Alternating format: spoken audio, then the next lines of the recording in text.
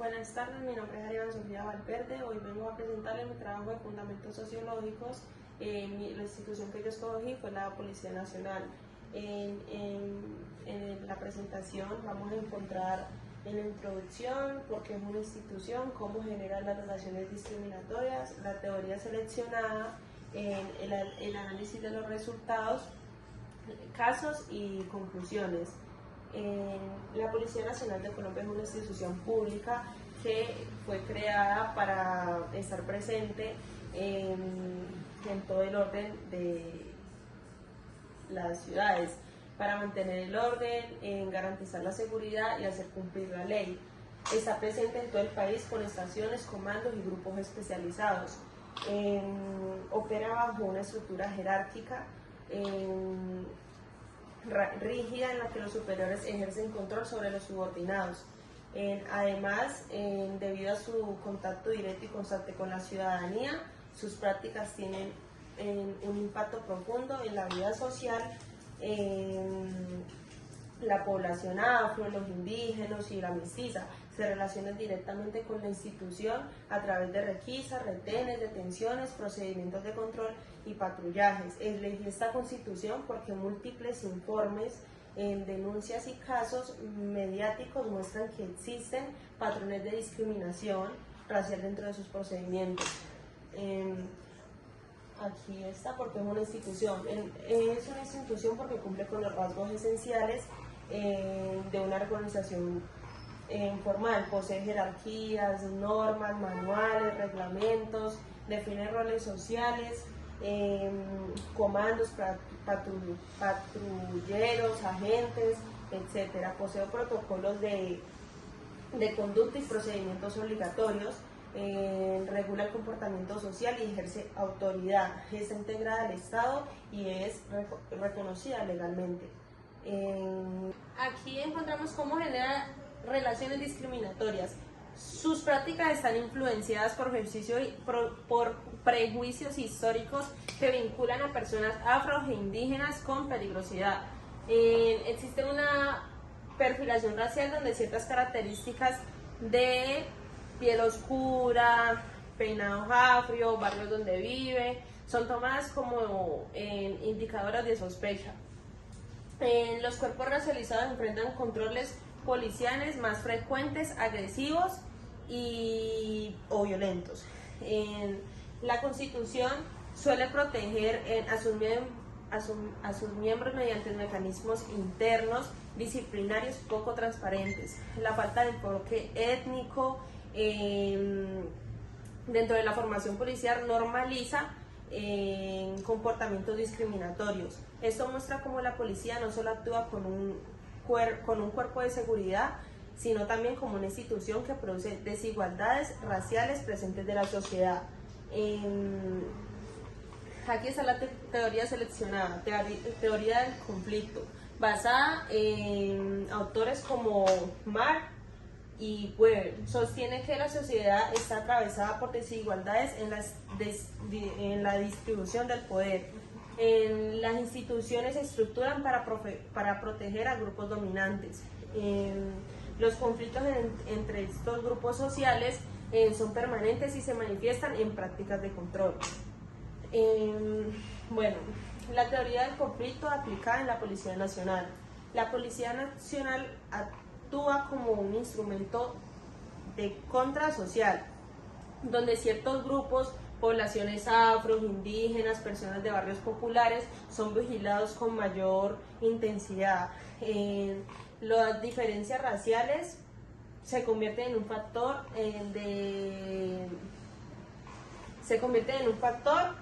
que legitima el uso de la fuerza y la violencia. Las instituciones reproducen las jerarquías históricas creadas durante la colonia y reforzadas por el Estado moderno. El racismo no es un fenómeno individual, sino un mecanismo estructural para mantener las desigualdades. La teoría del conflicto explica que las prácticas racistas dentro de la policía no son aisladas, sino parte de una lógica institucional del poder. Aquí tenemos uno de los primeros casos. El primer caso es Anderson Arboleda del 2020 de Cauca. Un joven afrocolombiano de 19 años agredido por policía durante el procedimiento en su vivienda. Recibió golpes en la cabeza con un bolillo de un policía. Horas después murió por un trauma craneoencefálico. Aunque sea menos notorio en el mundo, el racismo y la violencia uniformada son tan permanentes en Colombia como en Estados Unidos. En Puerto Tejada, la investigación por la muerte del joven afrocolombiano Anderson Arboleda a bolillazos por parte de un policía no avanza. En la autopsia de Anderson Arboleda, joven afrocolombiano de 19 años, se lee que su deceso se produjo por muerte cerebral el pasado 20 de mayo a las 3:59 de la tarde y que su cráneo fue destrozado. Pero añade que su muerte fue producto de una riña, lo que indigna a su madre Jimena Arboleda y a su familia, puesto que los testigos del hecho vieron cuando Anderson recibió una lluvia de bolillazos que le propinó un agente de la policía. Yo lo que le quiero es que se haga justicia. Que el policía pague por lo que hizo. El 19 de mayo a las 10:30 de la noche, Anderson llegaba a su vivienda en Puerto Tejada, Cauca, cuando un grupo de policías lo abordó para reclamarle el incumplimiento de la cuarentena. Entonces, al voltear, se encuentran con Anderson, que está tocando para ingresar a la casa. Fue cuando uno de los uniformados lo atacó dándole repetidos golpes en la cabeza, mientras la tía Magali abría la puerta.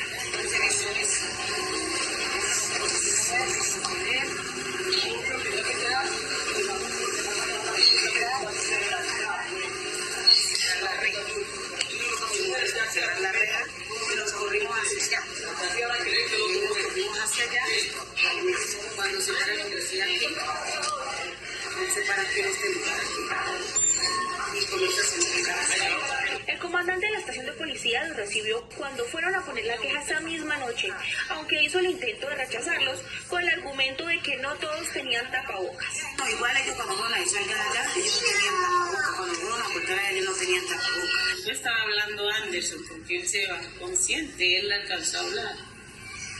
Y a él tampoco le paraba, el comandante le paró bola. Entonces yo le decía que los llamara para yo hablar con ellos, para ver, que ellos me explicaran a ver qué era lo que había pasado. Y él decía que no, porque él no sabía la reacción, me dijo él. Cuando regresó a la casa, Anderson se recostó adolorido, sin sospechar que no se volvería a levantar. No te vayas, abrázame fuerte, yo quiero estar contigo y quise hasta la muerte. El capitán Diego Celis, comandante de la estación a la que pertenecían los victimarios, fue trasladado. Eso sí ya es una decisión ya de la Dirección Nacional de la Policía. Nada tiene que ver con el caso Anderson. Aparentemente, hasta ahora que yo sepa, nada tiene que ver. Aunque también buscamos al comandante de la policía de Puerto Tejada, este no respondió y nos remitió al comandante departamental, que se limitó a enviar un video pregrabado. Y según sus respuestas y las del alcalde, también ignorarían quiénes fueron los policías involucrados. ¿Quiénes son los policías que asesinaron presuntamente a Anderson? No, yo no sé el nombre. O sea, ya ha pasado más de una semana y no se conoció todavía la minuta de quiénes estuvieron, No, alcalde. pero ¿cómo se va a conocer? ¿Cómo se va a conocer si apenas colocaron el registro? Por su parte, la fiscalía, que indica que inició la investigación por la muerte de Anderson, les muestra a los vecinos del barrio fotografías de policías bachilleres, a pesar de que quienes atacaron a Anderson eran muchos mayores. El que yo me acuerdo así más o menos, él era de tez trigueña, no sé, uno le decimos amarillo, otro blanco, pero de tez trigueña, y el que se paró ahí, él era como cabezoncito, caro, como cachetoncito. Mientras Noticias 1 preguntaba en Puerto Tejada cómo iba la investigación por la muerte de Anderson, una moto de la policía llegó al vecindario y dio varias vueltas alrededor del equipo periodístico y de las personas que hablaban con este, en la actitud que intimidó a todos los presentes. En la interpretación de la teoría del conflicto, el cuerpo fue tratado como un cuerpo disponible para la violencia policial. En la autoridad se ejerció de manera desproporcionada, reflejando jerarquías raciales. La institución justificó el procedimiento de la policía como en defensa propia de los agentes. Aquí tenemos un caso 2 que es de masacre de Llano Verde en el Cali de 2020. Cinco adolescentes afrocolombianos fueron asesinados. Las primeras versiones institucionales insinuaron que estaban relacionadas con actividades ilegales. La comunidad denunció que se estaban estigmatizando racialmente a las víctimas. Hubo fallas graves en la investigación inicial. La policía produce narrativas racistas que presentan a jóvenes afro como delincuentes. Aquí tenemos el video. El asesinato de 5 jóvenes ha creado un panorama de incertidumbre y temor en el oriente de Cali. En la noche del 11 de agosto, miembros de la SIJIN y de la Policía Metropolitana de la ciudad encontraron los cuerpos de 5 menores de edad en un cultivo de caña de azúcar en el sector de Llano Verde, en el oprimido distrito de Agua Blanca. Los cuerpos tenían señales de tortura. Estos asesinatos se suman a los 469 registrados en la capital del Valle durante lo ocurrido del año, cifra que la convierte en la urbe con la tasa de homicidios más alta del país. Es un hecho dolorosísimo que enluta nuestra ciudad. Es una circunstancia de 5 adolescentes asesinados en el oriente de nuestra ciudad, en los campos de caña que están detrás del barrio de Llano Verde. Residentes del sector, amigos entre ellos, que habían salido de sus hogares temprano y que posteriormente, digamos, fueron acribillados. Llano Verde es una de las zonas de Cali reconocidas por delincuencial, quería reclutarlos y como se negaron fueron asesinados. La segunda, que fueron víctimas de grupos ilegales de exterminio. Esta hipótesis supondría que los menores eran miembros de pandillas o bandas criminales. La tercera, promovida por los familiares de los jóvenes, es que ellos fueron víctimas de un atraco. Según los allegados, los 5 adolescentes habrían salido a elevar cometa en la tarde del martes y luego habrían ido a comer caña de azúcar a Llano Verde, donde los asesinaron. Ni siquiera velarlos ha sido sencillo. En la tarde de este jueves 13 de agosto, las familias de las víctimas organizaron un evento colectivo en la cancha de fútbol del barrio para despedirlos, pero llegaron funcionarios de medicina legal con la labor de llevarse los cuerpos para hacer las respectivas necropsias. Las familias se negaron y hubo confrontaciones verbales. A esto se sumó que 2 horas después del conflicto entre medicina legal y los familiares, una granada detonó junto al CAI de la zona, dejando al menos 6 personas heridas. Las autoridades ofrecen una recompensa de 200 millones de pesos por información de los responsables del asesinato. A su vez, el barrio Llano Verde fue militarizado. Vamos a estar presentes. Vamos a estar acordonando este lugar y vamos a estar dándole y brindándole seguridad y tranquilidad a los ciudadanos, señaló el alcalde Jorge Iván Ospina. Como muchas veces ha pasado en nuestro país, bendito sea el Señor porque la gloria sea para Él. La policía produce narrativas racistas hacia los jóvenes como hacia los jóvenes afro como delincuentes.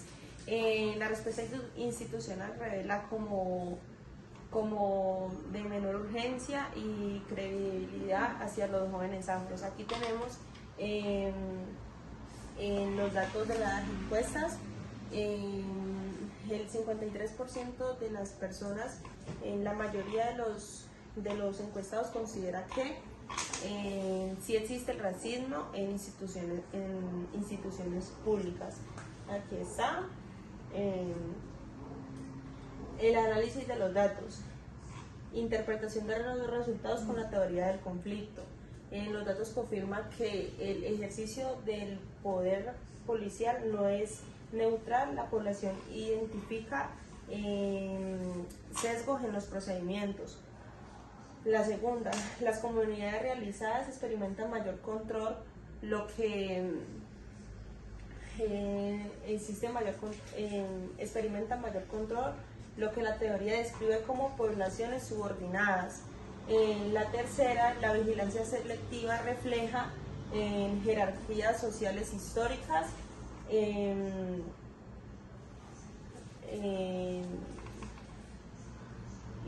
no es casualidad, responde a una estructura de dominación. La cuarta, la violencia simbólica y material se naturaliza, requisas, insultos, detenciones, arbitrarias parecen normales para ciertos grupos. La percepción ciudadana confirma el racismo estructural. No se trata de casos aislados, sino de patrones observables. Bueno, estos son algunos de los ejemplos concretos, que son requisas más frecuentes en personas afrocolombianas en zonas urbanas, la estigmatización de jóvenes afro como sospechosos sin justificación, uso de fuerzas severas en barrios pobres y racializados, comentarios despectivos como cambuche, negro sospechoso y así racistas, la falta de atención o credibilidad hacia las denuncias de las víctimas afros, perfiles raciales durante operaciones y retenes. Estos componentes muestran cómo la institución reproduce desigualdades de poder descritas por la teoría del conflicto. Aquí tenemos la conclusión, cómo combatir el racismo según la teoría del conflicto. Reformas estructurales profundas, no basta con capacitaciones, se requiere transformar normas y también protocolos. Eliminación total de perfilación racial, la redistribución del poder dentro de la institución, mayor transparencia, mecanismos externos de control, no solo internos, participación de comunidades afroindígenas, fortalecer las voces de los grupos subordinados, desnaturalizar la violencia institucional, exigir responsabilidad por abusos, documentar y visibilizar los casos, fortalecer, reconocer el racismo como un problema estructural, no individual, sino institucional y social. Hasta ahí, muchas gracias.